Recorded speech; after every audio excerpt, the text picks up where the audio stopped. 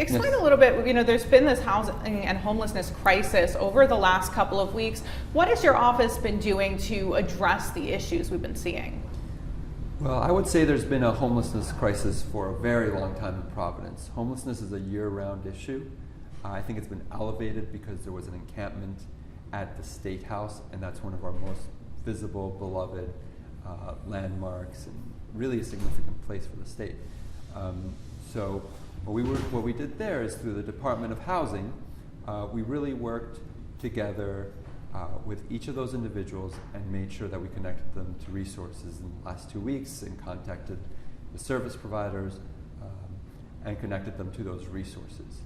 Overall, when it comes to homelessness, one of the issues is that we spent too much time managing it and not enough time ending homelessness. That's why we've had some new initiatives such as the landlord incentive to get people from shelters to permanent housing. Because, for example, we've only closed on 216 affordable housing units, but we've created 350 shelter beds. Think about that for a second. If we're creating more shelter than housing, people are just going to be warehoused in shelters as opposed to being connected to housing. And that's what most people who are living at the state encampment want. They want housing, they don't want shelter. And our system has to do a better job of connecting them to housing, not just putting them in shelters. Makes sense. But in the interim, until there is the time to get them into housing, how has the shelter, getting those shelter beds up and running been going? How was the first weekend with the Cranston Street Armory? So we dedicated more than $6 million initially to create 350 shelter beds over the base level, and we're continuing to look at opportunities. It's always challenging because a lot of the municipalities don't allow for shelters. So you have to really work behind the scenes and work with the providers, because they're the ones who actually build and operate the shelters.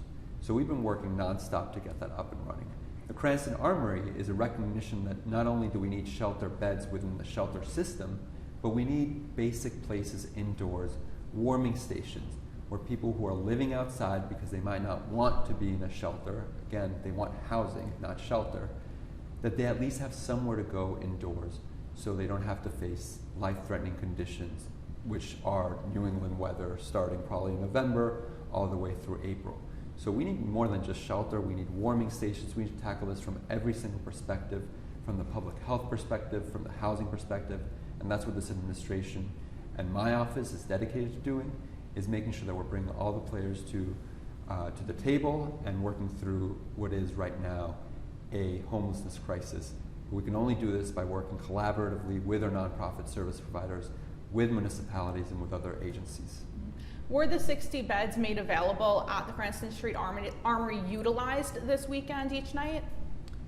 Yes. So it's gotten, I was at the Cranston Armory at 10:30 p.m. on Saturday. At around that time, there was about 55 to 60 people there. But the numbers fluctuate, right? At any time, people might be coming in or out. Some people work night shifts, and that's a huge issue with shelters, because there's some shelters that are only available overnight, and if you're working a night shift from, say, 10 p.m. to 6 a.m., you're not going to get to sleep until 6 a.m. Where are you going to go if a shelter actually is only open overnight? That's why it's important to have these things, other solutions than just shelter, and really find ways. Some people think it's crazy, but they're actually people who work full-time, who are living on the street and are homeless because our housing system has failed them and our shelter system has failed them, and we need to close those gaps, work with our providers, and solve this for the sake of not just the people out there, but for the sake of all of our neighbors, because without housing, we're never going to solve homelessness. How many people, across the state are still sleeping outside without access to a shelter bed right now? So it's a complicated question, because at every minute a person's situation might change, right? The best data that we have available indicates that in some weeks it's 300, in some weeks it's 500, depending on the weather. And that's not actually directly correlated to how many people are sleeping outside at one moment.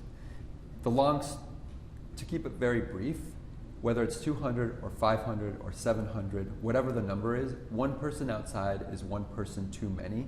And my department is dedicated to making sure that if someone wants to go to a warm place to be inside during these winter months, that they have somewhere to go.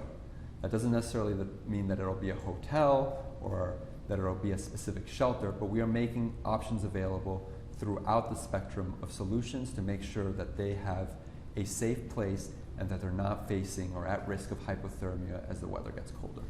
Tonight specifically, is there a bed for every person experiencing homelessness across the state if they so choose to sleep in one? I'm confident that we will continue to provide that, and I can't say tonight because every night is different, but that we will work to continue to provide a bed for everyone, but not just a bed, a warm place to make sure that the life safety issues are being addressed so they at least have a warm place on the coldest nights. I know you mentioned that there needs to be long-term solutions as well, and shelter beds are not going to help in the long term, but for each night as it's cold this winter, do you guys have a goal how many more beds you're looking to make available? Let me give you a clear example when I say housing is a solution. If there's 100 people in shelter right now and we connect them to housing, we just created 100 shelter beds. So we have to continue to absolutely not just create new production units, but to connect the people who are in shelters to housing so we open up capacity. Or else we're going to be in a situation where we just start warehousing a lot of people who are homeless in shelters as opposed to finding solutions that really get at the issue, which is that everyone who's experiencing homelessness needs a safe place to call home, not just a shelter bed, and we need to be working full-time to get that done. And people get that, but as your department, do you know how many more beds you're trying to create and make available in the next couple of weeks and months to last through the winter? Our commitment was to fund 350 beds. Of those 350 beds, we funded more than that, and they are not all fully built out because we give money to providers, and they are still in the process of building out those beds and getting those beds online because of workforce shortages. If there are other projects that come in and they are feasible, we will look at whether they actually meet the needs of the population, because some people do not want to sleep in overnight shelters. So we'll continue to look at those funding opportunities and create more projects to meet that need. Do you know when the providers will be able to fulfill those beds and make them available? We meet weekly with them to do that, and some of the beds are coming online every single week. So just last week, I believe we had another 20 beds coming online. I expect the same this week, and so on. The budget was passed in June, and we've been working around the clock to get that money out to the providers who do the direct service provision and create those beds.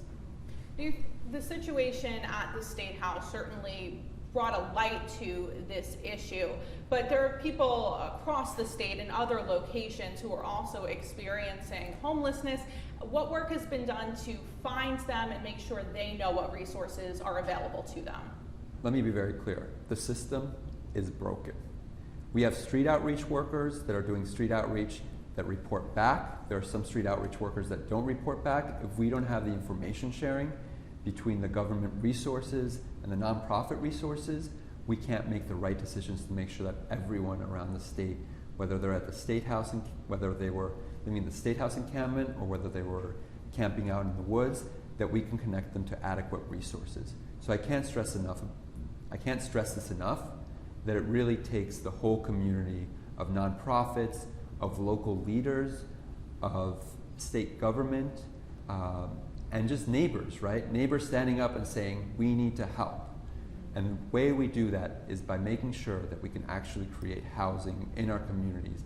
But in the immediate time, we need all of our providers to be working hand in hand with state government to make sure that we're solving this together and not just working in silos. And you sent that letter.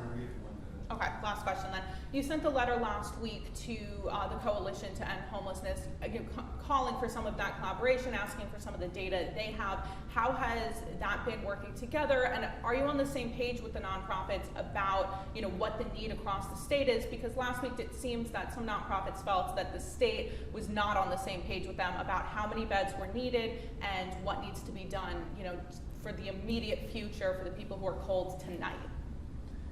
We have a really strong community of nonprofits. They don't all speak with the same voice all the time, and that's fine because they have different missions. My job here as Secretary of Housing is making sure that we're the backbone for all this work that's going on and that we're allocating resources efficiently which is why that collaboration is needed.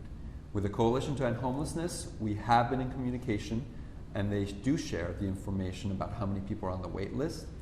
What is often lost is that a lot of those people have already been helped and might already been referred to shelter, or they're already being referred to housing. So we need to continue to update that and really speak about what exactly being is done and be honest with the public, right?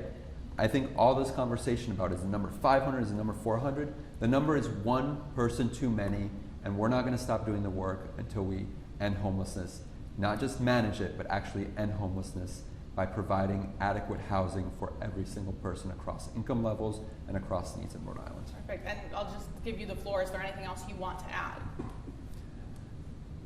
I just want to say that as neighbors, and we live in a small state, we all have a responsibility here, right? And that's a responsibility to know that it could be you, it could be me that ends up homeless, and we do need to make some systemic changes because the system is broken.